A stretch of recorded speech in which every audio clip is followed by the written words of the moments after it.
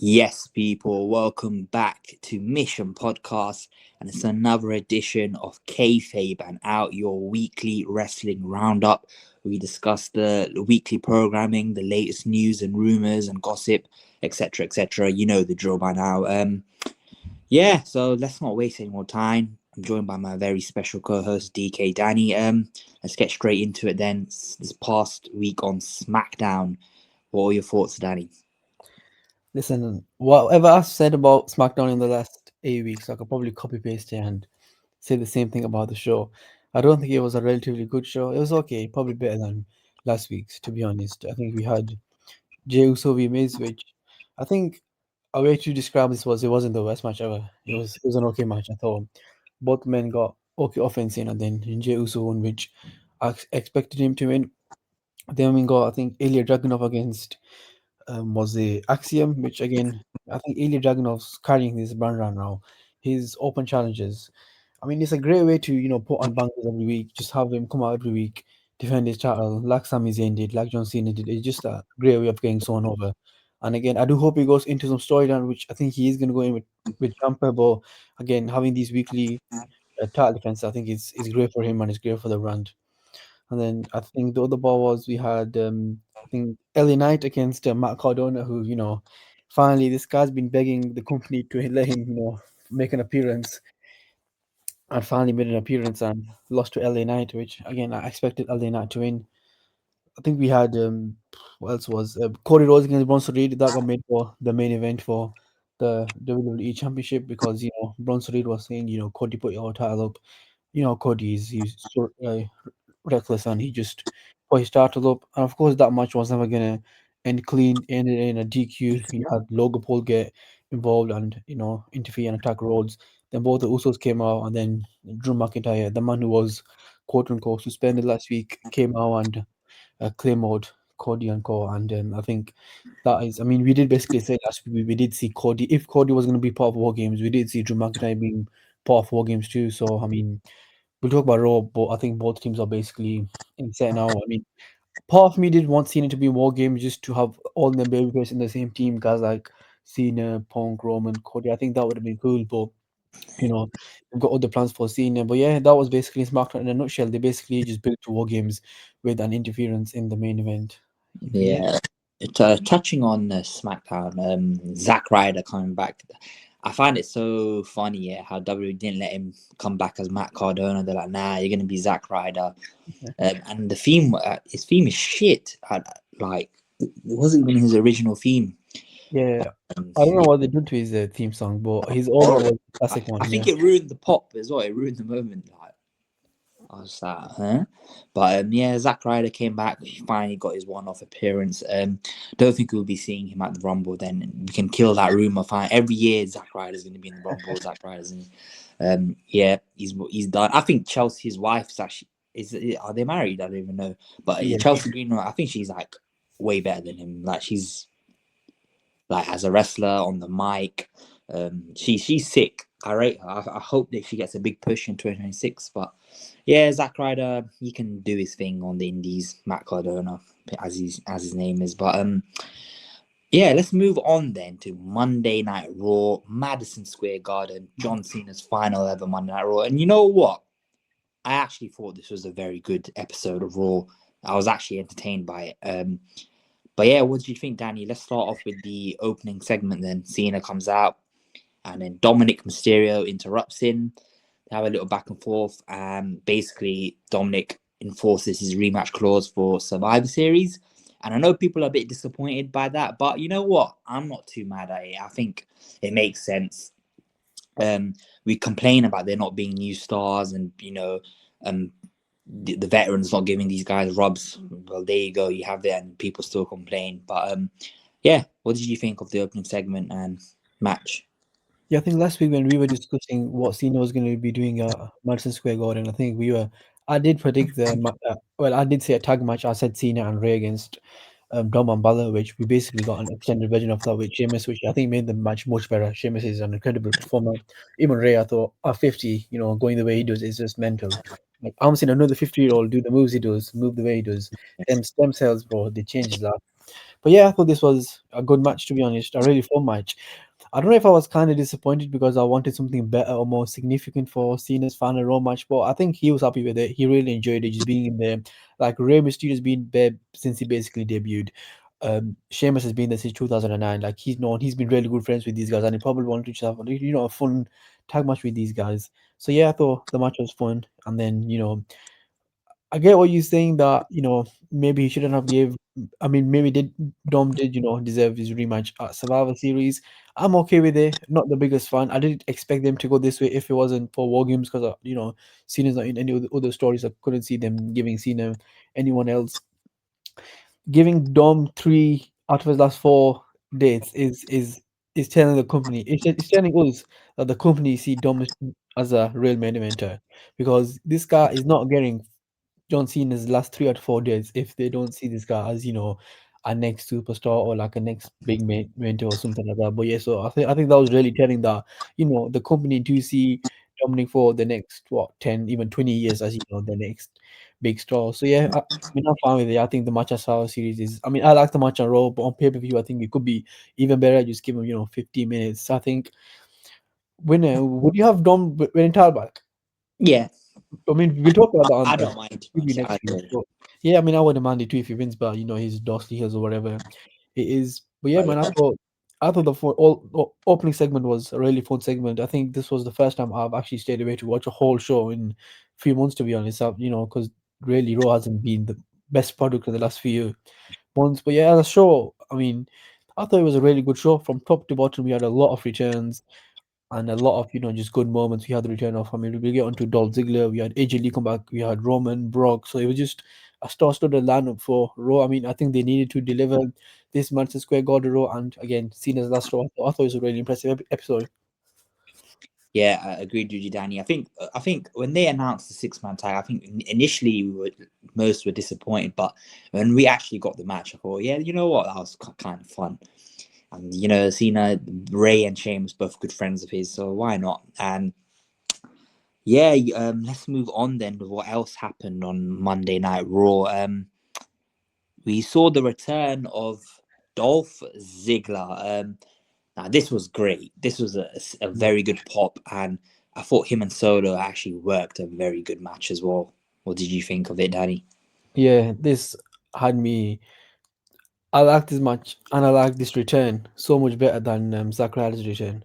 I don't know if I just prefer Dolph Ziggler as a wrestler. I think he's a much better wrestler. He's a much better promo than Zack Ryder. I know they were both in similar like career trajectories. They both were basically stuck in the mid card of 2010 WWE. They never really got that push in the mid card. Sometimes they did look like they were going to get pushed, especially Ziggler after some of his amazing performances. But they both never broke into the main event. But I mean, I love this match. His return. I'm just so glad he got a proper pop. I was so glad that this guy wasn't gonna get a pop at all, or the crowd wasn't gonna react to him. But Manchester Square Garden, but this guy got a loud pop from the crowd. I mean, I think he deserves it. We've got a video coming out on Friday, doing Survivor Series best moments, and I think his 3-1 win against the Authority back in 2014 is one of the best Survivor Series performances of all time. And we were saying that should have really been the start of his real main event push. I know he did have one in 2013 when he won the title, but he did get concussed after that. But yeah, we were saying that that should have been his real main event push, and I do think the company are really underutilized him. If we probably going to talk about the last 10, 15 years, he's probably one of the most underutilized wrestlers in I think WWE have had in a really long time, and it's a shame they never took full advantage of him because this guy's a great talker, he's a great wrestler, he's got charisma, he's got everything you need to basically succeed in WWE. I don't know what it was, maybe, some of the concussions he got, and, Vince back in then, like, he basically just wanted to push his favorites or whatever it was. So, yeah, I'm just glad he got this pop. And again, I'd love to see this guy back in the company, man. He's a great worker. He can put on, there's a few guys in the business who can put on a good match with anyone, anytime, anywhere. And I think Dolph does fall in that category. He's a good matches with so many wrestlers I can think of. But yeah, man, really happy with this return. I thought the match was amazing. Ziggler selling is one of the best I've seen in wrestling. Period. He's selling. He can make any move look amazing. So yeah, man, good little match. And I expected Solo to win. I didn't think someone from another company was gonna be Solo. So yeah, man, I think good match. I just hope we see Ziggler maybe at the Rumble again. I'll be happy with that. Yeah, I think from the reaction we saw, the WWE universe still loves Dolph Ziggler and would still like to see him. I think he could come from time to time, maybe in NXT, work with the younger guys. A Royal Rumble appearance would be good as well. Am I mistaken? If I remember correctly, did Dolph Ziggler have a run in NXT towards the end of his WWE stint, where He he was won like, the NXT Championship. yeah, I forgot about that. I Yeah, was thinking, give him man as I nah, they've already done that, but yeah, man, Dolph's doing his thing. Where is he? TNA. yeah, with his brother. I think they're in a tag team now. Yeah. Ryan. Another he goes by Nick Nemeth on the Indies and TNA, but they're like, nah, you gotta be Dolph Ziggler. But it is what it is. Yeah, it was a good pop. We've spoken about Dolph in the past, one of the biggest fumbles WWE has ever had. But yeah, great talker, great wrestler, great seller. He had it all. He was the complete package. But I was happy for him. It was a nice little Yeah. moment. Speaking of another return, we saw the long-awaited return of the Ring General Gunther. And he returned with his old theme, and he had quite a good match with Javon Evans from NXT. What did you think, Danny? I'm so glad he got his old team back. His old team has so much aura from his NXT days. He's one of Brock. I'm just glad he got his team back here, and he's gonna walk into that scene much. I do think he wins that tournament. Spoiler alert. And I think he's gonna walk into that match with that theme, and his aura is just amazing. I mean, I think last week we were talking about Obafemi, potentially being seen as that opponent, but it looks like I think they've done they basically announced all the wrestlers now. I just don't see that happening anymore. So again, Gunther was my choice after Oba, so I'm happy with that. Gunther winning this tournament. Javon Evans is a special talent. I think he's 21 or 22, and this guy is having bangers with everyone. You can clearly see this company sees something serious in him. Like they are putting him in there with Gunther, not for Gunther to squash him, for Javon to actually have a 50-50 match with Gunther. I mean, who do we actually see these days, apart from the top wrestlers, give Gunther a competitive match? We don't see many wrestlers do that. And the fact this kid is put in this spotlight at 21, 22 on Raw with Gunther just tells me that the company do see something in him too. So yeah, man, I'm glad Javon got that match. I thought it was a great match. I thought it's probably one of my favorite TV matches this year. I think the chemistry was amazing, the setting was amazing by both men, and Gunther winning, I thought was the right decision. I thought if Javon won, I would have been shocked, actually, really shocked, and I would probably expected him to go all the way then. But I'm glad Gunther won, and we'll probably see Gunther in the finals. I'm assuming. Yeah, I mean, it's very obvious Gunther's going to be seen as final opponent, which is, I don't know, it's not too mad at it. I don't really care for it, but if if they can make Gunther serious again, then who knows? Javon Evans, yeah, as you said, Danny, I think the company are quite high on him. They have quite good faith in him. I mean, I think didn't he have a match with Randy Orton as well? NXT, yeah. Yeah, so they clearly see him as a future star for the company. So good for him. Hopefully he keeps it up. Just going back to Dominic Mysterio, as you said, it's kind of clear the WWE are gonna not fast tracking because I think he's deserved it. But 2026 is going to be the year that Dom really breaks out as like a main event star, in my opinion. You've seen Cena giving him the endorsement. He has some very good things to say about him. And not only that, the current face of the company, Cody Rhodes, basically said this guy is the future of WWE.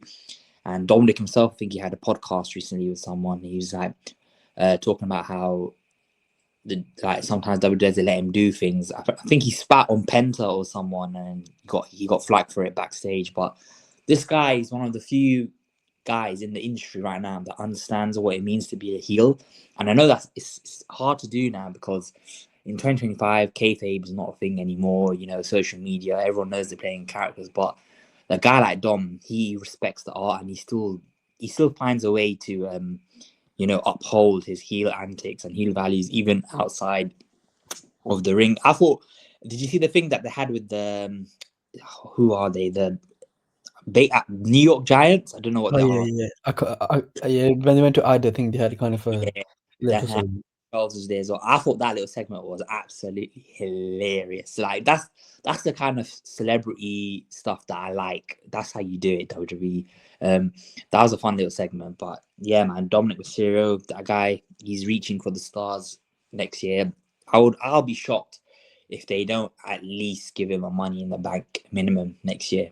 But yeah, going back to Monday Night Raw, then we saw the return of AJ Lee. This is weird because I remember after WrestlePalooza, AJ, the reports were saying she's back on like a full time schedule, but then she just disappeared for like a good month or two, and it's like, huh? And she returns and she costs Becky Lynch the women's IC title. Maxine Dupree, who would have thought a year ago? You remember how green she was in the ring, Yeah. like, and now she's the mid card belt holder. But yeah, what did you think of AJ Lee's return? I did not expect Maxine to win the title. I don't know. I was saying Becky was definitely going to hold on to it, but then I think it was rumored that AJ Lee was going to come back. I mean, I expected it. I did expect it to be part of Wargames in some capacity, and then like I think the direction is quite clear now. She cost Becky the title. Becky will probably join up with the heels, the Kabuki Warriors, and Nia Jax and Lash Legend against Rhea, Io, and Co. And I think AJ Lee will join that team. And yeah, that's the Wargames match. Just put what 2 3 stories together, and you've got yourself a 5-5 Wargames match. Pretty lazy, but I mean, the company feel like they have to do it every year now, so they got to put something together. Yeah, yes. Speaking of Raw, then another War Games match, the main event. Then basically, we've got your usual like scramble to set Yeah. up like to set up a match. But you know what? I thought this segment was done to perfection. It was brilliant. It was exactly the kind of thing to get you interested in. Like me and you, we both said we're not really interested in War Games this year. I don't know. That segment for me created a little bit of interest in me. I was like, oh shit, I can't wait to see this. This is actually gonna be kind of cool. But yeah, Cody's beating. I think is it Cody who's beating up Logan or Drew, and then Brock Punk. Lesnar comes out Yeah.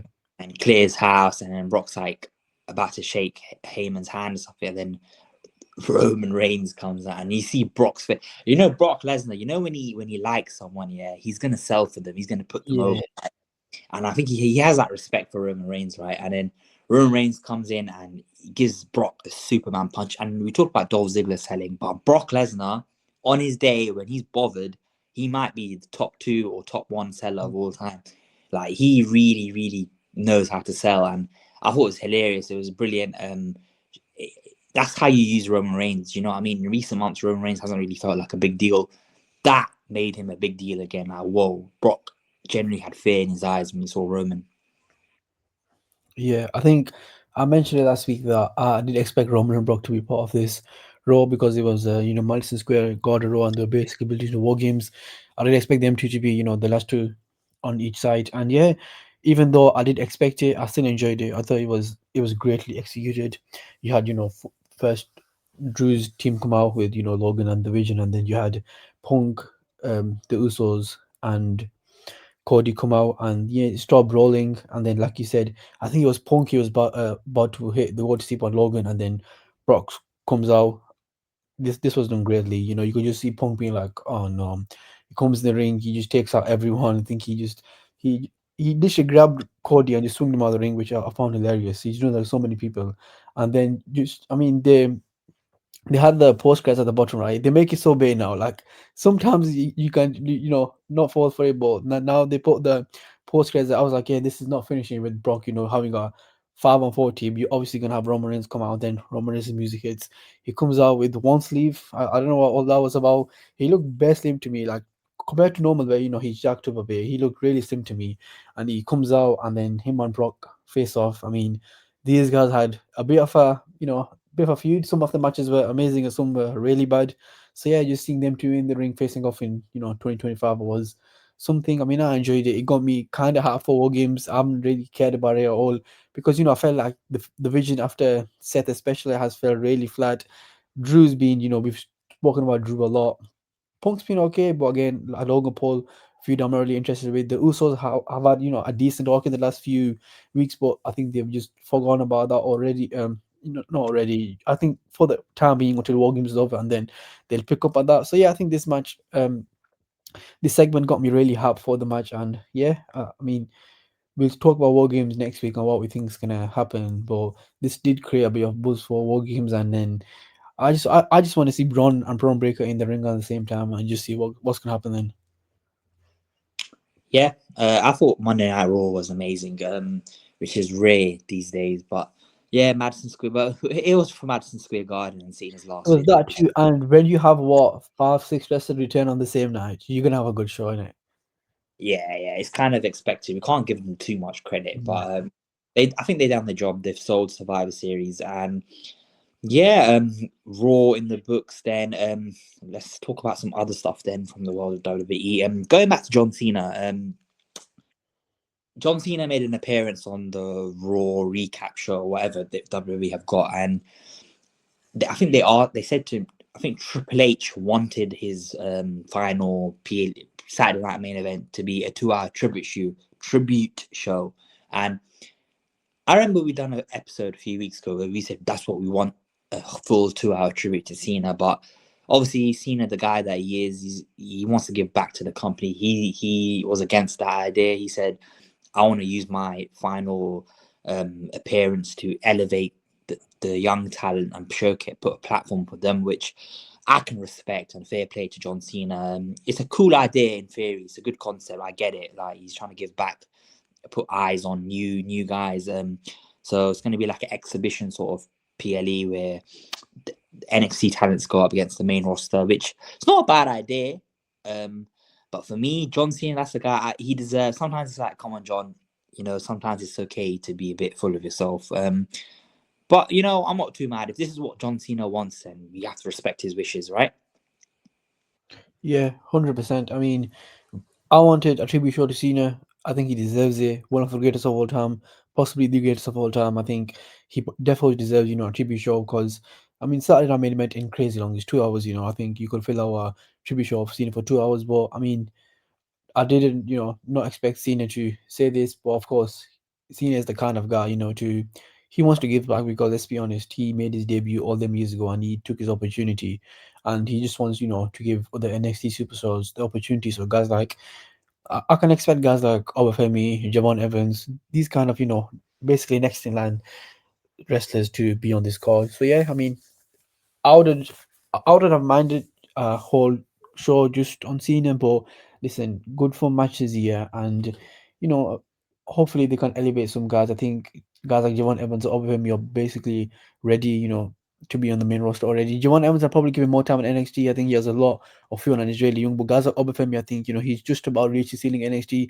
I think he's probably going in his last title show with Ricky Saints. I think if he does lose that, he'd probably be main roster bound. We can probably see that around main season. But yeah, man, I mean, the concept's cool, like you said.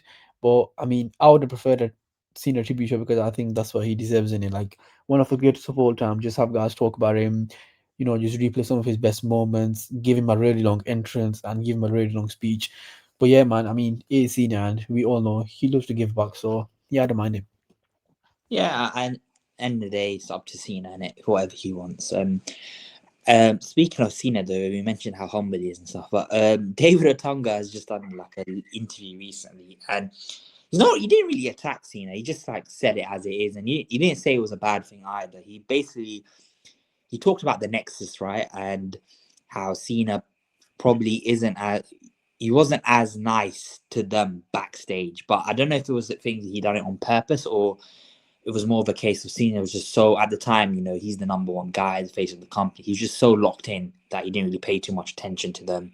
He was going about his own business. And funny enough, out of all the stories you hear about Cena, this is like the first time I think he ever interfered with a booking decision because SummerSlam 2010, yeah, Nexus were red hot. The way they burst onto the scene, yeah, and took over the Monday Night Raw.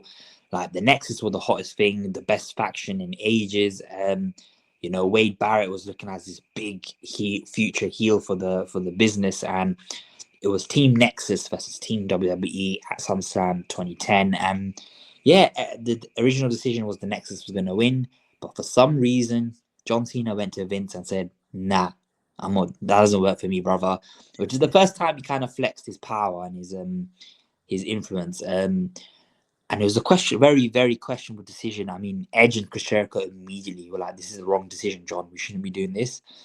But John Cena's like, "Nah, we'll do it. We're going to do this." And Cena himself immediately regretted it because it basically killed the Nexus. I mean, Oh yeah. yeah.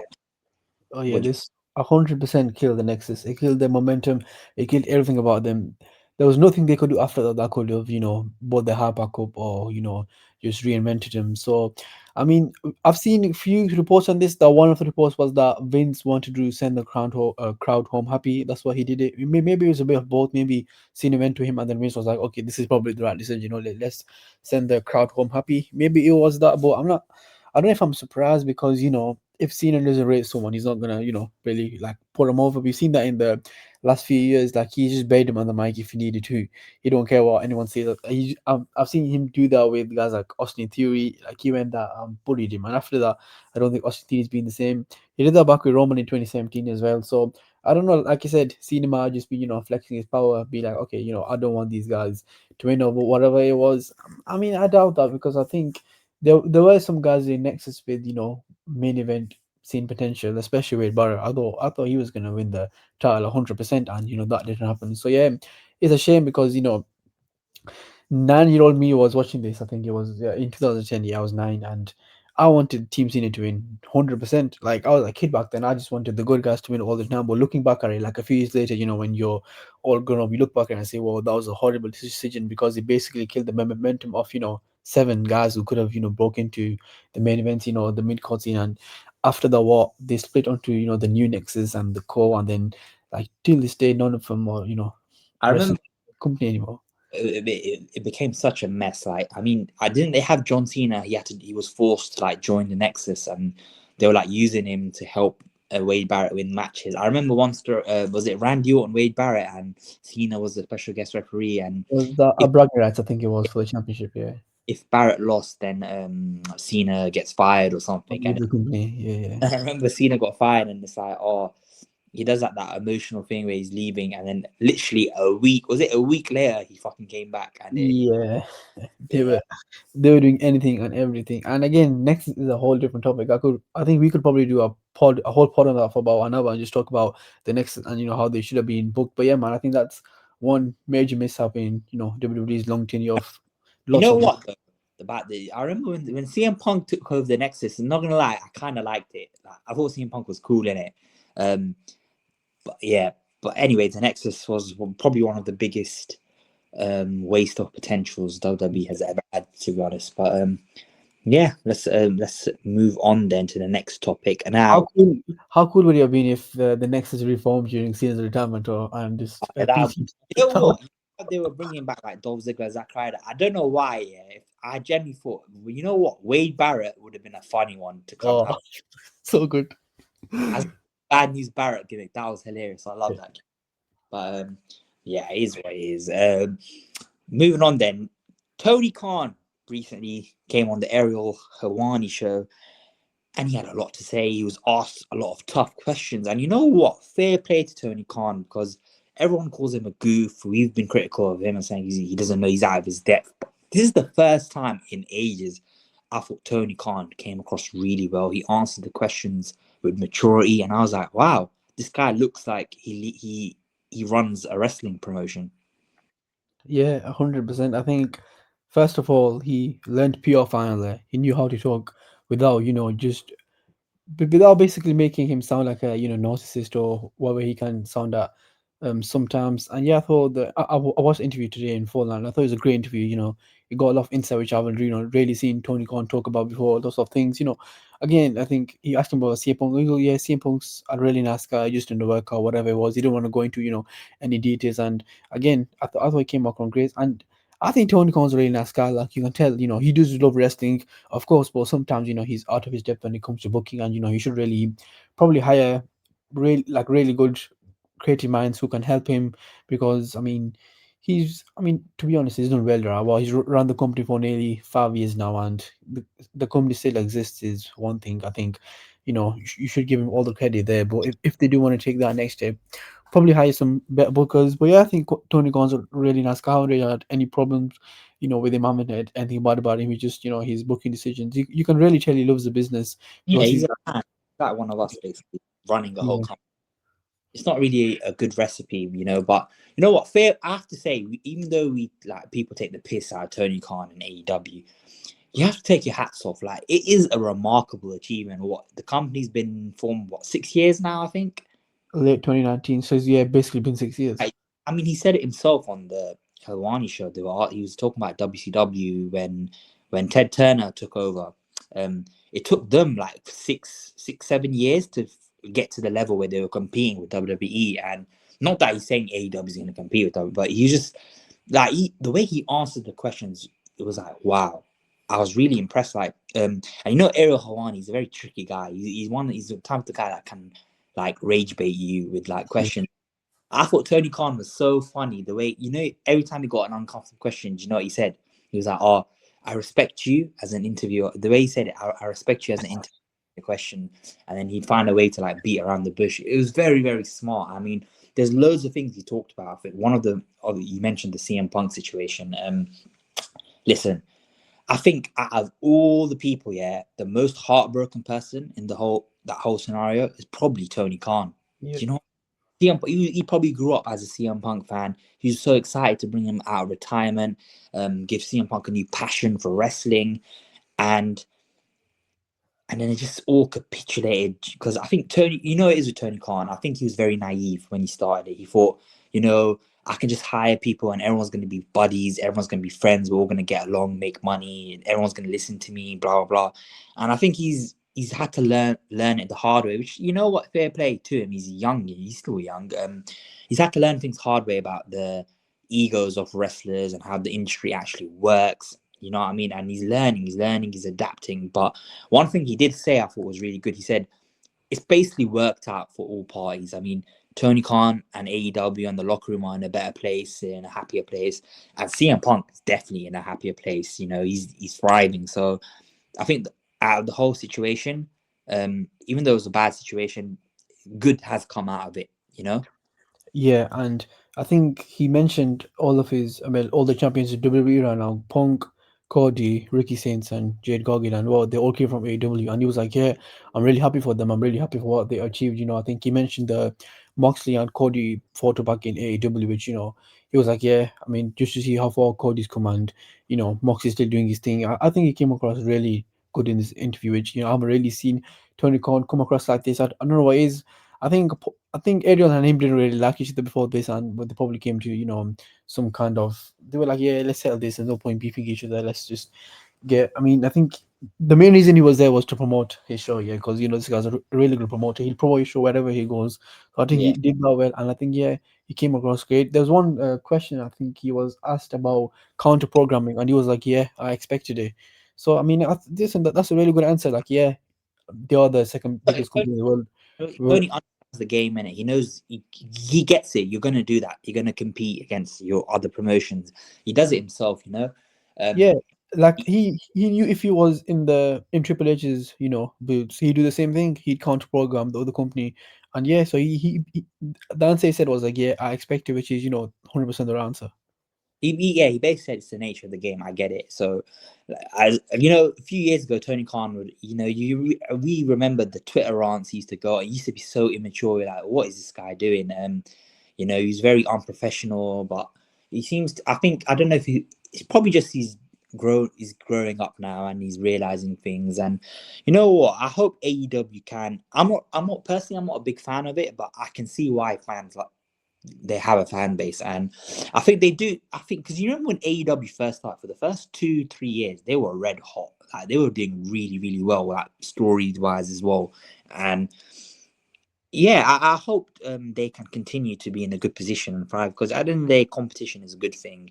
Um, Yeah, what? like I've watched AEW pay-per-views when they've been good when I've been invested in some of the storylines. I've been to their shows, all in. I think I've been to once, and yeah, like you said, it was what from 6 years ago, and they come this far. I think the first, like you said, 2-3 years they were really hot, and then I think the tide started to shift when Punk did all the backstage shenanigans, and I think WWE had the best year in 2023. That's when I think the tide began to shift, and I just don't think AEW have quite recovered that. In 2021, though, I was watching AEW over SmackDown sometimes because Punk was there, and I was really big Punk guy. And when he made his debut in AEW, when he had the match against WR in AEW, those Eddie Kingston matches, Moxley matches, I was watching all of them because I'm a big Punk fan, and the AEW product back then was really good. But yeah, I mean, then he learned the hard way because you had all these big egos like Hangman and Kenny and Punk and all these guys just colliding, and then he basically learned the hard way that you can't make everyone happy. You have to make some kind of sacrifice, and he knew that he basically had to fire Punk. That was the right thing to do, and yeah, like you said, is probably his biggest regret because that I mean, like you said, he did probably grow up as a Punk fan at that time.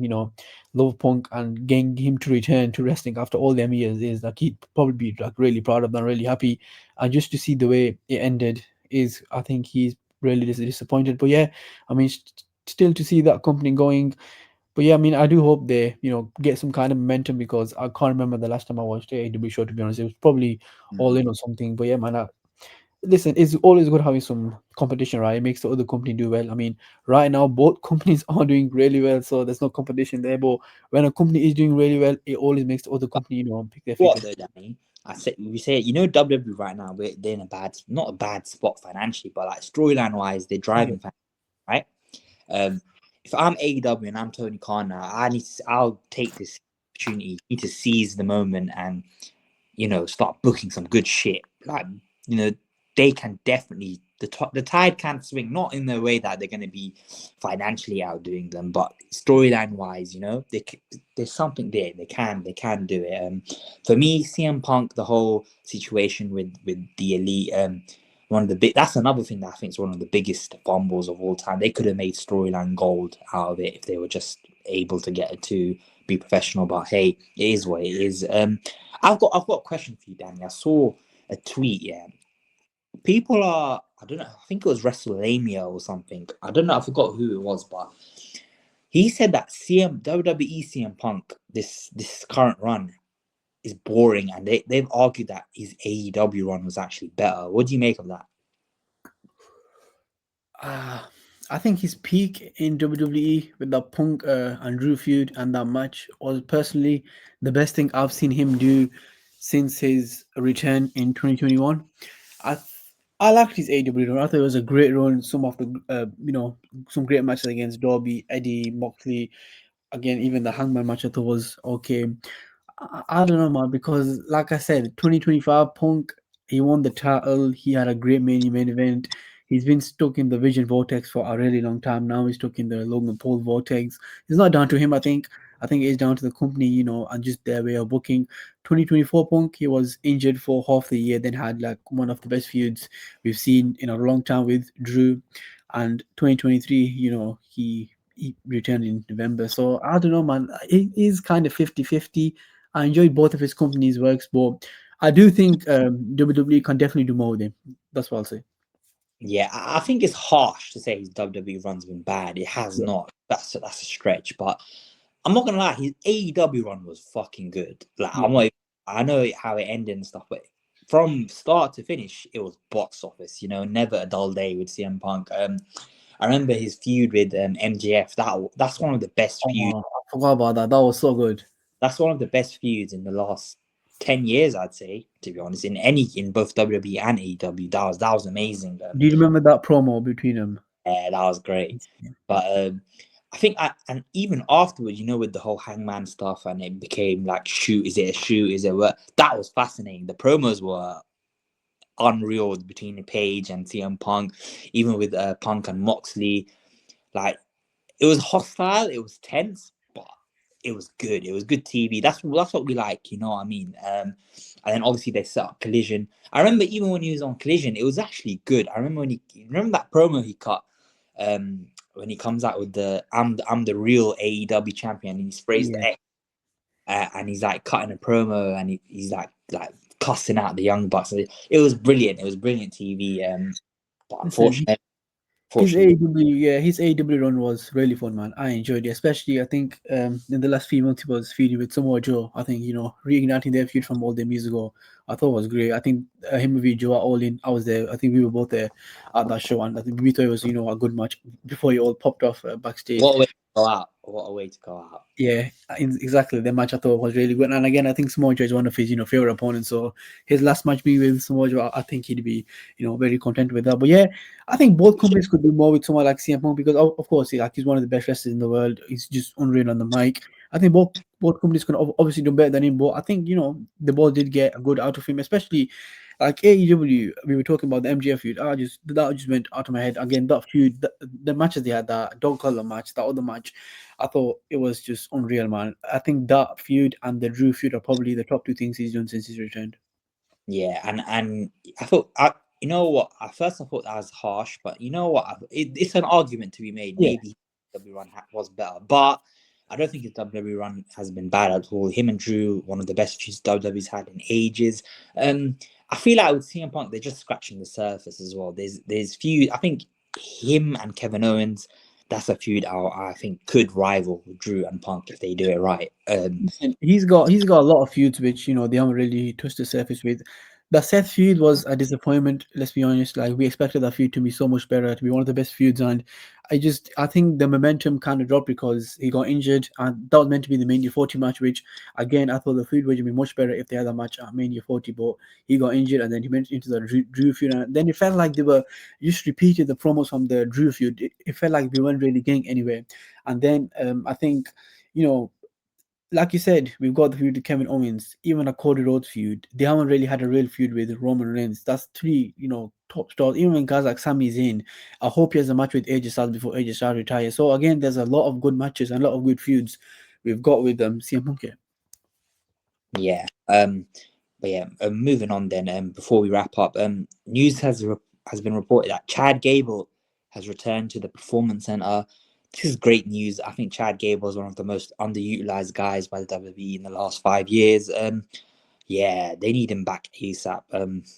There's so much they can do with Chad Gable. What do you think, Danny? What a performer, man. I love Chad Gable. I think he's a great wrestler. He's a great talker. His El Grande Americano gimmick was getting somewhere. I think Ludwig Kaiser took it over and just made it so much better than, Chad did. But I thought, him in the role was really good. They did fumble Chad Gable in 2024. If I'm being honest, he should have, won the IC belt of Sammy, the Chad Gable and Otis feud. I don't know what happened with that. But yeah, Chad Gable is another superstar who, like your Drews and Elinas, they kind of just completely fumbled. And I do hope I can see him making a return in the Rumble because I think he got injured. When was it? I think it was in July or June he got injured, and they said he'll be out for 6 months. So a potential Rumble return is on the cards. That'd be great. I think especially in the Raw mid card, he was probably one of the best bits about Raw. So having him back in the mid card could be huge. Yeah, even you know what, Chad Gable. I think the guy has got so much potential. He's a freak of nature. Like this, the strength that he has for a guy his size is scary. But He should have been Kurt Angle's son, man. yeah, Jason Jordan still. Oh, that's too funny, man. it is. But you know, with Chad Gable, when they bring him back, I hope WWE like really invests in him. Like, there's so many things I can think of. Like he has the potential to break into the main event if done Mm. right. I mean, the El Grande Americano gimmick was amazing, but I think that's kind of Ludwig's now. I don't think he should go back to that when they bring him back. Me personally, The worst thing they could do, yeah, is bring you back in an El Grande Americano mask and have him face off with Ludwig in that Spider yeah, Man. Yeah, that would be awful. I don't want to see that. But I think with Chad Gable, right, this is me thinking outside the box. I know it's a bit risky, but it's in the current state of the world that we're in, especially with TKO, especially WWE, like they're very close with Trump and stuff. I think why not? I mean, they've already done like an all American gimmick, but push it to the next level, make it a bit darker.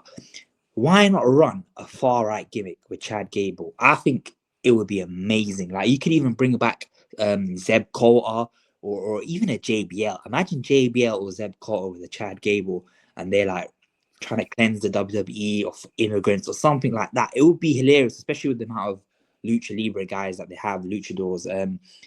I think but there's potential there for a great storyline. You can even crack the main event scene with a gimmick like that. What do you think?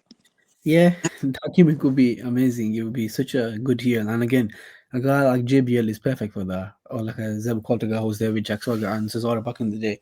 But yeah, man, that would be a fun gimmick. I just want to see Chad Gable do something fun, get some kind of push, in 2026 when he does return. Because again, like we saw with Dolph Ziggler early on the show, he is really underutilized. Like he can cut a good promo. He's an unreal wrestler. Like he's probably one of the best wrestlers the company has. I remember that match with Gunther on Raw when we went for the RT Championship. He should have won that, but not won that. He should have probably, won that championship of Gunther Armenia instead of Sami Zayn, if I'm being honest. He's that good of a performer. One of the best wrestlers they have. Cantor Gray is an unreal heel. He's even a good babyface. So yeah, man, I think the company have been underutilizing him for a long time. He still hasn't won a singles championship on the main roster, which is mental. So yeah, let's hope 2026 is good for Chad Gable. Yeah. Before we wrap up, then on a bit of, let's take a look back. Then I mean, I think this was the week 20 years officially since the passing of Latino Heat Eddie Guerrero. Yeah. What are your thoughts on Eddie Guerrero and his legacy, Danny? Oh man, unreal legacy in wrestling. Like when I started watching wrestling in 2007 and 8, of course he was gone by then, but I thought, watching some of his matches back, some of the promos he used to quote, that match with Brock Lesnar is one of my personal favorite matches, ever. I've seen the match against Ray at Halloween Havoc. This guy's had some bangers, great wrestler, great promo, and, the way people spoke about him, he was a really good person as well. So yeah, man, I think his legacy still lives on. Everyone, still loves him as I see a compilation of him basically every day on TikTok. Like, that's how much people love him. And yeah, man, just a great person. And I think Dominic Mysterio will be leaning into that, Eddie Guerrero gimmick, which I think is great for his legacy. Yeah. Hey, listen, Eddie Guerrero, yeah. A lot of times when you say, guys of the past, they were the greatest, blah, blah, blah. But when you actually go back and look at Eddie Guerrero's body of work, this guy was legit, man. Like, I don't think it's very rare that you see a wrestler as authentic as someone like a Eddie Guerrero.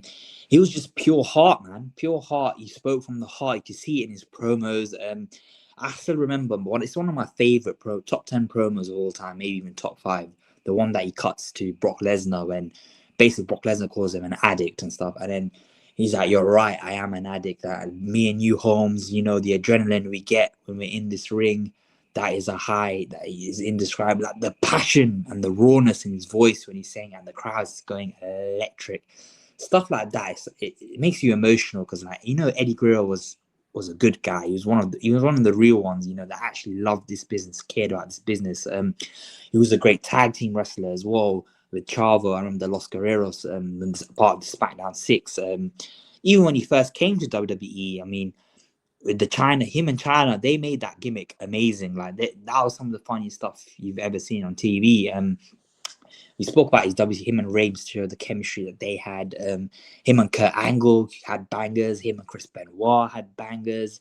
And one of the saddest things I think about Eddie, I think WrestleMania 22, the plan was Shawn Michaels, Eddie Guerrero. That could have been the greatest WrestleMania match of all time. It's just sad, isn't it, when you think about it? But even like Eddie, as you said, Eddie's influence is still felt to this day. Everybody remembers him fondly. I think Rey Mysterio, he put a beautiful message up of how Dom is more like Eddie than he is Rey, and I thought that was very touching to do. Even though Rey's Eddie, Dom is his son, and yeah, you see it in Dominic Mysterio. That guy he's Eddie Guerrero 2.0, man. And yeah, Eddie Guerrero, not only is he the greatest, arguably the greatest babyface of all time, he's definitely in the conversation, but I also think Eddie Guerrero is criminally underrated as a heel. He was a menacing heel. Like that whole Rey Mysterio custody of Dominic storyline was dark. It was brilliant. And yeah, I think Eddie's he's in that rare category that's as riveting as a babyface and a heel. And I think WWE, I saw a thing, WWE planned for Eddie Guerrero to have like a monster heel run as the world champ, winning it off Batista in like 06 sort of time. That would have been amazing. But listen, Eddie Guerrero, he was taken too soon, man. Absolute legend. 20 years on, and you still feel the impact of his greatness. But yeah, man. I mean, just talking about Eddie, it was such a shame because he was in his prime, right? Like he was genuinely in his prime. He was doing the best work of his career and putting the best matches on. His promos were amazing, and for him just to be taken away from the wrestling, community was really sad. But yeah, man, like you said, his legacy still lives on to this day. We see a lot of him in Dominic Mysterio, which I hope they do carry on. Even as a babyface, Dominic Mysterio still could play the Eddie Guerrero role. So yeah, man, just a great person, just a great wrestler. I can't wait for that. Eventually they're gonna do it. The Eddie Guerrero biopic. It's gonna be amazing. That will win an Oscar, 100%, bro. Get John Bernthal as Eddie Guerrero, 100%. Yeah, that'd be good. But yeah, that's been Kayfabe and out. Then your weekly wrestling roundup, whatever you want to call it. We'll be back next week for another episode. We've got plenty of wrestling content coming out, especially with Survivor Series around the corner. We don't want to spoil it, but this weekend and maybe early next week, we've got some special Survivor Series themed episodes coming out. But yeah, man, it's been a good one. That's been Mission Podcast, Kayfabe, and out. See you guys for the next one.